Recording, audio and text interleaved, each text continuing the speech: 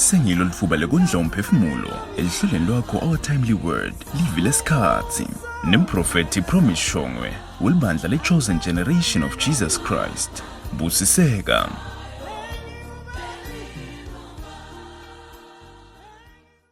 Amen. So we will move forward today. We will continue.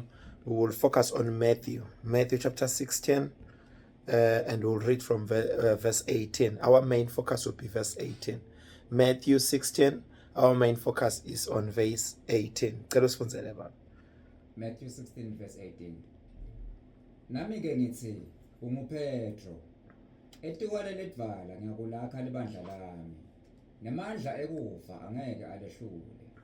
Hallelujah. Amen. So bengingajabula lokho ungifundzele la ngenhla ngenxa yokuthi si protect isikhathi. Amen. Ngicela si focus la sikhona khona. Noma sifundzele vele. Usifundzele nje maybe two scriptures la ngenhla. Amen. Sitokhona lokuva lokuthi kukhulunywa ngani la. Ngoba Jesu bekabuta abafunzi bakhe ukuthi bantu bathi mina emuntu ngingubani. Amen.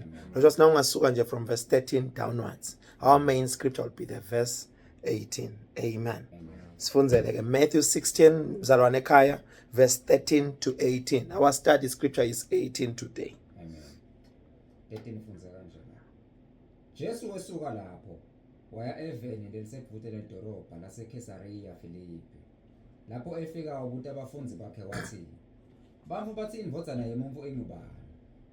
Bamphendula bathi, "Labanye bathi inguJohane umbhaphatisi, labanye bathi ingu-Elija, kanti labanye bathi inguJeremiya, noma ingulobunye nje wabaprofeti." Wababuta wathi, "Nineke nithi ngingubani?" Simon Petro waphendula wathi, "UnguKristu indvodzana yaNkulunkulu ophilayo." Jesu waphendula kuye wathi, "Ubusisiwe wena Simon waJohane, ngoba lokho akawumbulelwa ngemuntu kepha nguBaba osezulwini. Nami ke ngithi unguPetro, etikwale ledvala ngiyakulakha libandla lami, namandla ekufa angeke alehlule." Amen. Amen. This is one of the most powerful scriptures. Amen. In the word of God. Ngibhalile ke lana. So ngidawucala ngalokuchaza nje lana ukuthi Jesu wathi khanza abona ukuthi hayi man la kunemibuto noma kunetinto letithatha indzawo among us lokubanga nalabafunzi bangamunyi konke lekubafundisa kona properly. Kunenvo lengihlanyela ifika igubhe lenhlanyelo yami la emhlabathini wetingcondo nasemoyeni wabo. Ngalamafisha ngithi ngihlanyele kuvele kumile elikhulu. So Jesu yathi buta uthi ngaba yini le letter lokulanga kakuhlanyela ukuthi kumile. So yathi khanza ke uyabuta uthi bantu bathi mina endvodzana yomuntu ngingubani. Amen. I won't focus much. There is a lot that I can extract noma lengakhipha kulombhalo lesifunze kiwo from verse 13. Ngichaze ukuthi Jesu noma uNkulunkulu nakakubuta umbuto noma nakathi nikela noma nakakubuta nje umbuto uNkulunkulu noma kuvakashela noma athi yena into lethiti akafuni lutho lokusuka kuwe as a human being. He wants what he has given to you. Ngidawubuya ngalenye la ngichaze nawe uNkulunkulu angivumela ngithi ngichaze kabanti ngaleyo part yakhe leyo. But namuhla ngifuna sifocus kunayi part lejabulisa Jesu kangaka nakathola lemphendvulo kulesikhathi lesi. Amen.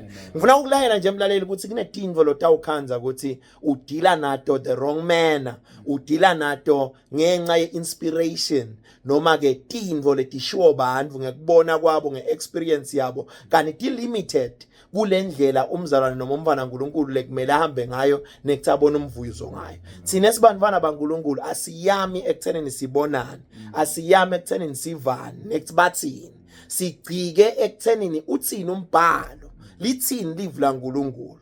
Wena as a child of God umgogodla wakho kumele wakhiwe ngiletinto leti lengikhuluma ngato. Uguidwa livi la nkulunkulu. Lithi baphela uNkulunkulu livi lakho liphakamisile ngetulu kwemhlaba nelizulu. Utibophelele kwanaye livi lakho liphakamise ngetulu kwananaye. Nanaye ungaphasi kwelivi lakho uyalihlonipha because indvo la ibeka ukuthi ibe ngumgogodla noma structure sekwenta tinto. Sesiva Jesu kenyalo so let us structure noma governance indlela lafisa abantu abankulunkulu baphile ngayo. Siyamuva naye nakakhuluma kulomunye yemibhalo uthi manje ke mina ngimani ngivuke ekseni nje ngento lenkukhani ngakho nginendlela. There is a system in this kingdom which we are following of doing things. There is a pattern. Noma kunendlela lesenda ngayo tinto awuvuki nje wenda ngithi bantu bathini nethi ubonana kune structure. Mina nje ngibuka ukuthi babe wendana ezulwini bese ngenda lokho lokushongwe. Angikhulumi angendi lengubonako lengucabanga kona labathi kuyasebenza kulesikhathi sanyalo more than ukuthi lithini live la uNkulunkulu.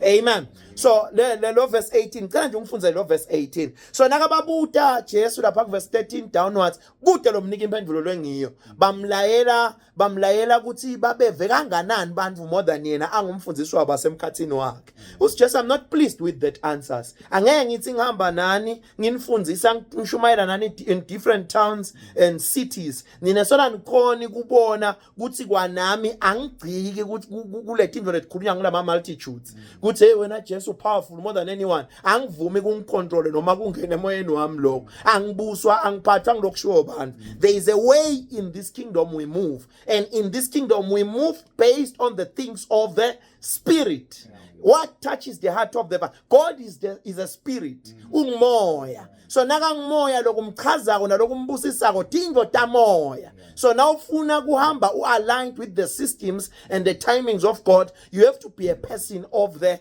spirit. Tingo tako kumele ungajabuli kakhulu ukuthi I've got a strategy. You have to take the strategy in prayer deep in the spirit in prayer to check if there is depth or possibility of success in what you are doing. That's why I normally say whether we are shatter, whether you call it business, you don't just simply need only a business plan to succeed in business, in marriage, or in you need God himself. What is God? Is a spirit. Umoya. So konke kwakhe kwakhiwa ngalo moya. Amen. Ngamoya. Amen. Kungakona just na kakhulu musi manje ke hayi nina nisengaboni lutho ku John 4 verse 23. Uthi manje ke siyeta sikhathi la khona labo labadumisa uNkulunkulu bamdumisa ngamoya nangeliqiniso. Lokho sokuthi ngilokuqhamuka kumoya lokuba approved nalokuba accepted before the Lord. It's not just simply actions which are not inspired spiritual. Moya kumele kube lento isukele ekujuleni kwetibilini takho kube icomprehension yengqondo nenhlitiyo kuze uNkulunkulu akwemukele athi acceptable. Kungakulelinye live yakhuluma manje ke mina angithutshuliswa ngomnikelo lomkhulu ku 1 Samuel chapter 15 verse 22. Lokho ukuthi mina he checks the heart. Their heart is one of the doorways to the spirit. Amen. So let us read again verse 18. Matthew chapter 13 verse 18 directly. Let us go there, sir.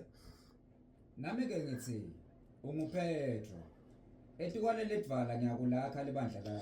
Jesus ngibhalile lana ke mzalwane kuma notes ami ngathi Jesus was extremely happy that a human being was finally becoming Jesus was extremely happy that human beings are now finally becoming portals of the spirit realm. Peter was evidence that human beings can be one with God, even to hear or see his heartbeat. Amen.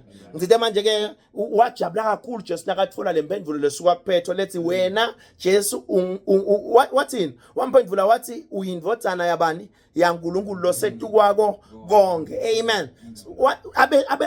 Lempendulo leyo he took it in the realms of the spirit. Kude lobeka khona ku-assessa nekuchecka kusi Jesu ngubani. There is a scripture that says no man after the flesh but after the spirit. Lokho ukuthi ngani ngisobudlelwane kumele ibase nekujula kwayo kube kuthi nangabe unemngani thithe lo mngani benu buyame ku-assignment nekusidomlona uNkulunkulu uhlele kumenta ini. Lokho ukuthi you need to prophetically locate your friends. You need to discern people who are around you. Check their assignments in your life, because other people, they are messengers of Satan over your life. They are there to distract and kuleta kudivert vision nale purpose kulagulethele yona. That's why many of us are crying, are in tears. It's why, because we have given first class into our hearts people who are not supposed to be part of our journeys. Jesus says, I take no one serious who doesn't take everything in the realm of the spirit.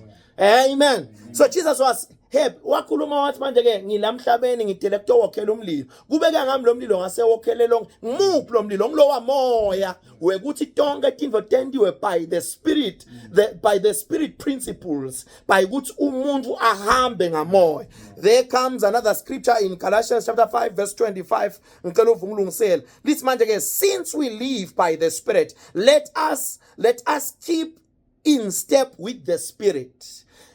Lithi manje ke bazalwane asihambe kumoya. Amen. Ngenxa yethi singumoya. Galatians chapter 5 verse 23. Ngicela ungilungisele. Njengoba siphila kumoya, ngako asihambe ngamoya. Amen. Sisenyameni ngemtimba, but siphila kumoya. That's where we stay. That's where we dwell. Our residence is the spirit. Lokusho ukuthi lo mtimba is useless if the spirit is dead. Amen. And you can be alive in the physical, lanyamen, but spiritual to discover ukuthi kade wafa. Amen. You are just simply dead in the spirit, but uyakhuluma, uyadla, uyaposta tithombe takho kubantu bakhansi uyaphila. You are long dead. Then Jesus says, what matters to the Father is your spirit part. And that's how we need to live. We need to live spirit cautious. Kumele siphile la nyameni, siphile si-guided ukuthi lo moya wethu uyaphi. Ungako lithi iBhayibheli indvodza lehlakaniphile icabanga izindla ngesiphetho sayo. Izindla ngesiphetho salo moya. Lo moya wakho nangathiwa nyalonkente uyashona. Umoya wakho uyakuphi. Manje most of us have lived vice versa. Simcwanga ethi ngigcoke ilabel, ngimcwanga ethi ngibonakale kubantu ondodamba kahle, but lo moya usemove. Jesus was pleased with the answer from Peter, and he made a promise after that. He said uma abantu bangaphila ngekudownload info in the realm of the spirit bese batenda tiba final lo mhlaba lona we can take over, we can turn it upside down. Ngulaba ke labantu uNkulunkulu labafuna ngibo lafuna kubasebenzisa lafuna kubasebenzisa kulesikhathi sekugcina bantu labahamba ngamoya, bantu labangazondi labanye bantu ngithi bambuka ebusweni ngengqondo nangemehlo bamzona, bantu labangathathi into serious based on feelings and emotions, bantu labathatha into bakise lekujulene emoyeni wabo. Ngifuna ukuthandaza nemuntu lobeka sola ngaphili ngamoya egameni leJesu. Father, I pray in the name of Jesus, let the eyes of these listeners be open to the truth of the realm of the spirit. In Jesus' name I pray and amen.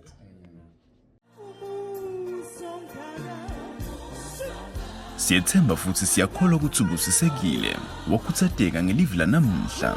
Uma unesifiso sekuthandaza kanye nekuthola teluleko counseling sessions neProphetic Promise, shaya noma ushiye umlayeto ngaWhatsApp ku76591921. Lihhovisi leMprofeti lisembabane Eagle House Building, office number 10 Matwide Naka Railway. Hlanganyela nathi eChosen Generation of Jesus Christ njalo ngelisonto kusuka nga10 ekuseni kuya ku2 emini. Libandla lisembabane Hilltop ngemuva kwe-waiting room yasemhlambanyathi. Kuva kabanti vakashela likhasi lethu kaFacebook Chosen Generation of Jesus Christ with Prophet Promise. Asihlanganyele kanye ehlelweni ngemsombuluko lodako ngesikhathi lesifanako. Hlala ubusisekile.